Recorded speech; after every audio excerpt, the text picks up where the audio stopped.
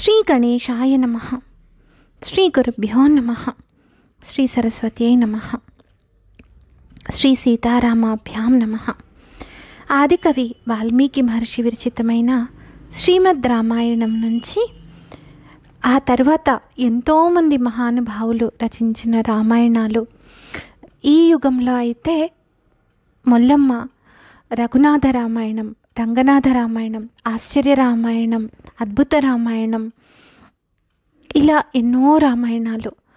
మొల్లమ్మ నుంచి ఇప్పుడిప్పుడు విశ్వనాథుల వారి వరకు ఎంతోమంది ఎన్నో రకాలుగా చరితం రఘునాథస్య శతకోటి ప్రవిస్తరం ఏకైకమక్షరం పుంసాం మహాపాతకనాశనం అని చెప్పి మనకు శ్రీరామరక్షా స్తోత్రంలో తెలుపబడిన విధంగా ఎన్నో రకాలుగా ఆ రామాయణాన్ని చదివి అర్థం చేసుకొని శ్రీరాముడు, సీతమ్మ, హనుమన్నల దయతోటి వారికి స్ఫురించిన ఘట్టాలను ఇంకా ఇంకా అద్భుతంగా వివరిస్తూ ఎంతోమంది ఎన్నో రకాలుగా రాశారు. ఆశ్చర్య రామాయణం, అద్భుత రామాయణం, ఆనంద రామాయణం, ఆధ్యాత్మిక రామాయణం, ఒకటా రెండా, తులసి రామాయణం, రామచరిత్ మానస్, ఎన్నో రకాలుగా పద్యాలు, కావ్యాలు, నాటకాలు, యక్షగానాలు, ఒకటి రెండు అని లేకుండా అన్ని రకాలుగా రామాయణం ప్రచారంలో ఉంది ఇప్పటికీ కూడా.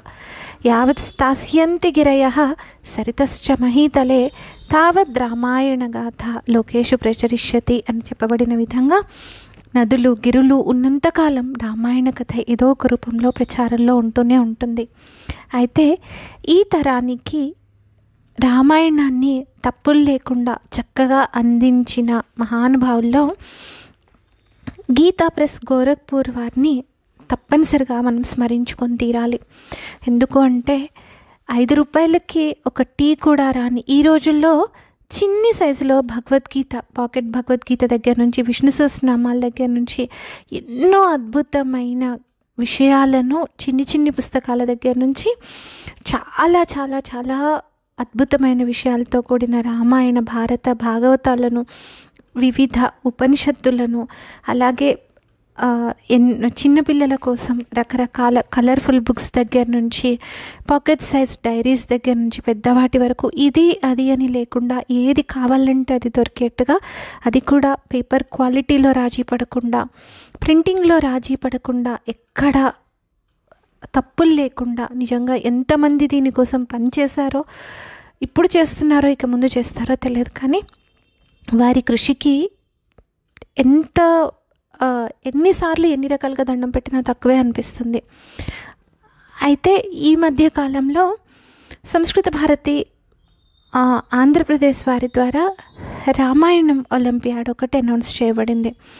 అందులో పార్టిసిపేట్ చేసే అదృష్టం లభించడంతో అనుకోకుండా ఎప్పుడో తీసుకొని పక్కన పెట్టి ఉంచిన శ్రీమద్ రామాయణం బాలకాండ, అయోధ్యకాండ గీతా ప్రెస్ గోరఖ్పూర్ వారి బుక్ తీసుకోవడం 2 ఏళ్ల క్రితం తీసుకున్నాను, కానీ బుక్ తెరవడం మాత్రం ఈ రామాయణం ఒలింపియాడ్ కారణంగా కాస్త మోటివేషన్ వచ్చి తీయడం అయిందనమాట.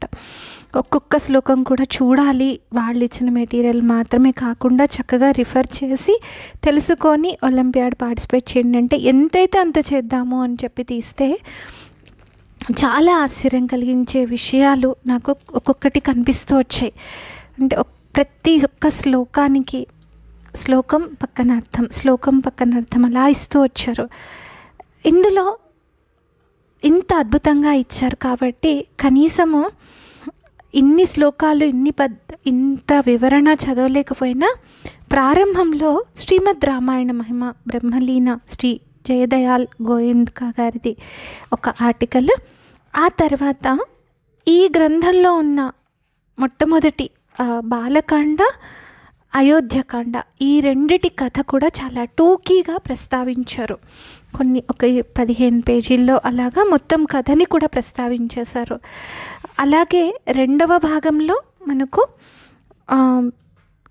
అరణ్యకాండ, కిష్కింధకాండ, సుందరకాండ కలిపి ఒక గ్రంథంగా ఇచ్చారు, ఒక బుక్కుగా ఇచ్చారు. అందులో కూడా మొట్టమొదట ఆ 3 కాండల్లో వస్తున్న సీతారాముల కథను టూకీగా ప్రారంభంలో ఇచ్చారు. అలాగే 3వ బుక్కుగా ఇచ్చిన దాంట్లో మిగతా యుద్ధకాండ, ఉత్తరకాండ ప్రథమంగా వాటి గురించి కథను కూడా టూకీగా ఇచ్చేశారు. కనీసం మొత్తం చదవలేకపోయినా చదవాలి అన్న ఉత్సాహం కలిగించేలాగా, దాంతోపాటు కొంత మరి చాలా డీటెయిల్గా కాకుండా కొంతైనా రామాయణం ఏదో సినిమా చూసి తెలుసుకోవడం, సీరియల్ చూసి తెలుసుకోవడం అలా కాకుండా నా అంతటి నేను చదివి తెలుసుకోవాలి అనిపించేంత అద్భుతంగా చాలా సరళంగా ఉంది. అందుకని ఆ కథను వీలైనంత వరకు యథాతథంగా, అంటే ముందు ఇచ్చిన వివరణను వీలైనంత వరకు యథాతథంగా చదివి పెట్టే ప్రయత్నం చేస్తున్నాను.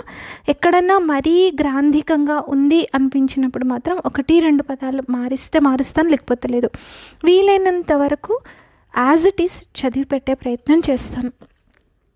ఇది రామాయణం ఎవరెవరో ఏదేదో చెప్తే విని ఆథెంటికేటెడ్గా చెప్పేవాళ్ళు చాలా కొద్దిమంది. వాళ్ళ ఆలోచనలు సినిమాల్లో ఎలా పడితే అలా చూపించిన సందర్భాలు కూడా చాలా ఉన్నాయి. అలా కాకుండా ఎన్నో అద్భుతమైన విషయాలను ఈ గ్రంథంలో చాలా అద్భుతంగా ప్రస్తావించారు. అందుకే వీలైతే చదివే ఇష్టం కలిగితే, నేను చూశాను కాబట్టి నాకు ఆ ఇష్టం కలిగింది, అలా నేను చేస్తున్న ఈ ఎఫర్ట్ వల్ల ఒక్కరికి చదవాలనిపించినా కూడా నా జన్మ ధన్యమవుతుంది అన్న స్వార్థంతో చేస్తున్నాను.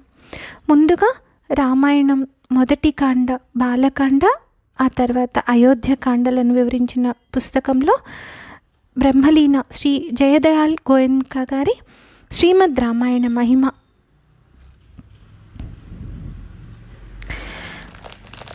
ఇతిహాస పురాణాభ్యాం వేదం సముపబృంహయేత్ బిభేత్యల్పశ్రుత్వాదేదో మామయం ప్రహరిష్యతి.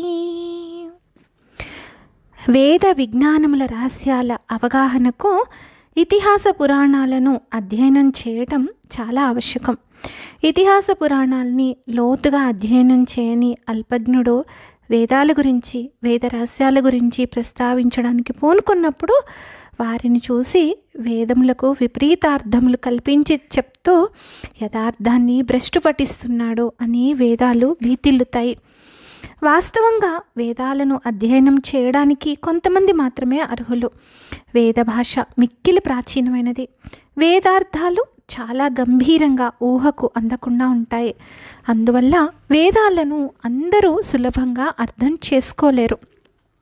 యుగ ధర్మాన్ని బట్టి వేదమును పరంపరగా పఠించడం, అంటే అధ్యయనం చేయడం, బోధించడం ఈ కాలంలో క్రమక్రమంగా సన్నగిల్లుతోంది. బ్రాహ్మణుల్లో సైతం ఎంతగా వెతికినా అతి కష్టం మీద అరుదుగా మాత్రమే వేద పండితులు లభిస్తారు. ఎందుకంటే వేదాలను సాంగోపాంగంగా అధ్యయనం చేయడానికి అధిక సమయం, సూక్ష్మబుద్ధి ఈ రెండూ అత్యంత ఆవశ్యకం. ఈ కాలంలో ఈ రెండూ లోపిస్తున్నట్టు కనపడుతోంది. రాను రాను మనుష్యుల ఆయుర్దాయం, బుద్ధి తగ్గిపోతున్నాయి. వేదాలను అధ్యయనం చేయడం కోసం బ్రహ్మచర్యం కూడా చాలా ముఖ్యం. బ్రహ్మచర్య దీక్షను పాటించడం కూడా లోపిస్తోంది ఈ రోజుల్లో. ఈ విషయాలను దృష్టిలో ఉంచుకొని త్రికాలజ్ఞులైన మన మహర్షులు వేద విజ్ఞానము సామాన్య జనులకు కూడా అందుబాటులో ఉండేటట్లుగా సరళమై సుబోధకమైన భాషలో ఆకర్షణీయమైన శైలిలో ఇతిహాసాలను, పురాణాలను రచించారు. ఇతిహాస గ్రంథాలలో శ్రీమద్ రామాయణము, మహాభారతము అను ఈ రెండు మాత్రమే ప్రస్తుతం లభిస్తున్నాయి. ఈ రెండు గ్రంథంలో భారతీయ వాంగ్మయానికే తలమానికములు, ఆర్య సభ్యతకు పట్టుకొమ్మలు. ఇవి భారతీయ గౌరవాన్ని ఇనుమడింపజేస్తాయి. ఈ రెండిటిలో భక్తి, జ్ఞాన, వైరాగ్యములు, సదాచారములు, నీతి నియమములు, ధర్మము మొదలైన వాటి ప్రబోధములు అడుగడుగునా కనిపిస్తుంటాయి. రామాయణంలో మర్యాదా పురుషోత్తముడైన శ్రీరామచంద్ర ప్రభు యొక్క దివ్యలీలలో వర్ణించబడ్డాయి. మహాభారతంలో మణిమాలలో దారంలాగా లీలా పురుషోత్తముడైన శ్రీకృష్ణ భగవానుని మహిమలు అవిచ్ఛిన్నంగా ప్రస్తావించబడ్డాయి. ఈ రెండిటిలోనూ చైతన్యవంతమైన భారతీయ సంస్కృతి యొక్క సజీవ రూపం తొణికిసలాడుతూ ఉంటుంది. సంస్కృత సాహిత్యంలో వెలువడిన దృశ్య శ్రవ్య కావ్యాలన్నిటికీ, అంటే నాటకాలు, ప్రబంధాలు, సంకీర్తనలు మొదలైన వాటన్నిటికీ దాదాపు ఈ 2 ఇతిహాస గ్రంథాలే ఆధారములు. ఋషి ప్రణీతములై ఆర్య సంస్కృతికి మూలమైన ఈ 2 గ్రంథాలను నిత్య సత్యములైన ఇతిహాసములుగా చిరస్థిర కీర్తిని ఆర్జించాయి. అలాగే కవితా దృష్టితో కూడా వాంగ్మయ రంగంలో అత్యున్నత స్థానాన్ని అలంకరించాయి. అయినా మహాభారతానికి ఇతిహాసంగా వచ్చిన గుర్తింపు కావ్యంగా రాలేదు. వాల్మీకి ప్రణీతమైన శ్రీమద్ రామాయణం మనకు మాత్రము ఇతిహాసంగానే కాక ఆది కావ్యంగా కూడా ఎనలేని గౌరవం దక్కింది. ఈ మహాకావ్యము కాంతవలె ఆనందింపచేస్తూ కర్తవ్యాన్ని ఉపదేశిస్తుంది. ఇదే ఈ రామాయణం యొక్క విశేషం. ఎందుకు అంటే ప్రభు సంహితో వేద, వేదము ప్రభువులాగా కర్తవ్యాన్ని శాసిస్తుంది. మిత్ర సంహితం పురాణం, పురాణం మిత్రుడిలాగా కర్తవ్యాన్ని సూచిస్తుంది. కాంతా సంహితం కావ్యం, కావ్యము కాంతవలే ఆనందింపజేస్తూ కర్తవ్య పదానికి మరలిస్తుంది. రామాయణం యొక్క ప్రత్యేకత ఇదే. సత్యం వద, ధర్మం చర, ఆచారాన్మా ప్రమదః, ప్రజాతంతుం మావ్యవచ్చేత్సీహి మున్నగు విధి వాక్యముల ద్వారా వేదములు గురువుల్లాగా ఉపదేశిస్తాయి. ఇతిహాస పురాణాలు మాత్రం రామవత్ వర్తితవ్యం న రావణవత్ అనే విధంగా మిత్రుల వలె హితబోధ చేస్తాయి. కావ్యములైతే కాంతవలె ప్రేమానురాగాలను రంగరిస్తూ ఆకర్షణీయమైన మృదు మధుర వచనములతో మనలను కర్తవ్య పదానికి మరలుస్తాయి. రామాయణంలోని శ్రీరామచంద్రుని మాతృభక్తి, పితృభక్తి, కావ్య రూప వర్ణనల ప్రభావం మనపై ఉన్నట్లు మాతృదేవోభవ, పితృదేవోభవ అనే వేదవాక్యముల ప్రభావం అంతగా ఉండదు. కాంతా సంహితములే ఉపదేశాన్ని అందించే కావ్యాలలో వాల్మీకి రామాయణ మహాకావ్యం యొక్క స్థానం సర్వోన్నతమైనది. రచనా కౌశల్యము, కావ్య వస్తు గౌరవము అనే ఈ రెంటిని బట్టి రామాయణం ప్రపంచంలోని సమస్త కావ్యాలకు మకుటాయమానం. వాల్మీకి రామాయణం ఆయా పరిస్థితుల్లో వ్యక్తులు ఎవరితో ఎలా ప్రవర్తించాలి అనే సామాజిక విషయాన్ని నొక్కి చెప్తుంది. ప్రతి వ్యక్తి తన కుటుంబ సభ్యులకు, లోకంలోని ఇతరులకు సుఖాన్ని చేకూర్చడం కోసం పాటుపడడం తన విధిగా భావించాలని చెబుతుంది. అందుకోసం అవసరమైతే తన వ్యక్తిగత సుఖాలను త్యజించడానికి, ఎలాంటి కష్టమైన సహనంతో భరించడానికి సిద్ధపడాలి అని చెప్పి తన నైతిక బాధ్యతను వక్కాణిస్తుంది. అంతేకాక సత్యము, న్యాయము, సదాచారము, ప్రతిజ్ఞాపాలనము మొదలైన ఉదాత్త ధర్మాలను పాటిస్తూ ఆదర్శ జీవనాన్ని గడిపే విధానాలను ప్రబోధిస్తుంది. ఈ విధంగా వాల్మీకి రామాయణం వివిధములైన సామాజిక, నైతిక, ధార్మిక విషయాల ప్రబోధములకు పెన్నిధి. ఇందు అవతార పురుషుడైన శ్రీరామచంద్రుని యొక్క దివ్యములైన మానుష లీలలు సర్వాంగ సుందరంగా చిత్రింపబడ్డాయి. ఇంకా ఇందులో జగజ్జనని అయిన సీతాదేవి యొక్క ఆదర్శవంతమైన పాతివ్రత్యం, భరతుని నిరుపమానమైన భ్రాతృభక్తి, త్యాగగుణం, దశరథ మహారాజు యొక్క అపూర్వమైన వాత్సల్యం, కౌసల్యాదేవి యొక్క మహోన్నత సౌజన్యం, ఆదర్శప్రాయమైన శ్రవణకుమారుని పితృభక్తి, హనుమంతుని యొక్క సాటిలేని స్వామి భక్తి, విభీషణుని యొక్క అసాధారణమైన న్యాయదృష్టి, శ్రీరాముని ఎడ ప్రజల యొక్క స్వాభావికములైన గాఢానురాగాలు సందర్భానుసారంగా చక్కగా వర్ణించబడ్డాయి. అంతేకాక పురుషోత్తముడైన శ్రీరామచంద్ర ప్రభువునకు అందరి పట్ల గల సంపూర్ణమైన దయ, చక్కని శ్రద్ధ, ఆదరములు, ప్రేమానురాగాలు, వీటన్నిటితో కూడిన యోగ్యమైన వ్యవహార సరళి ఇందో సాంగోపాంగంగా ప్రతిపాదింపబడ్డాయి. ఇందులో శ్లోకాలన్నీ కూడా మిక్కిలి మధురములు, రుచిరములు. ఇవి మహాకావ్యోచితములైన గుణములతో, శబ్దాలంకారాలతో సుశోభితములు. రాగతాళయుక్తంగా గానం చేయడానికి అనువైనవి.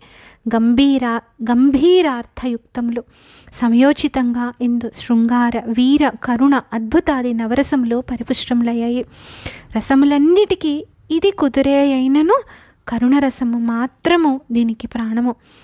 ఏ దృష్టితో చూసినా ఇది అందరూ ఆదరించదగిన, అందరి అభిరుచులు తీర్చగల ఉత్తమ గ్రంథం. వాల్మీకి రామాయణం సర్వోత్కృష్టమైన ఒక మహాకావ్యం.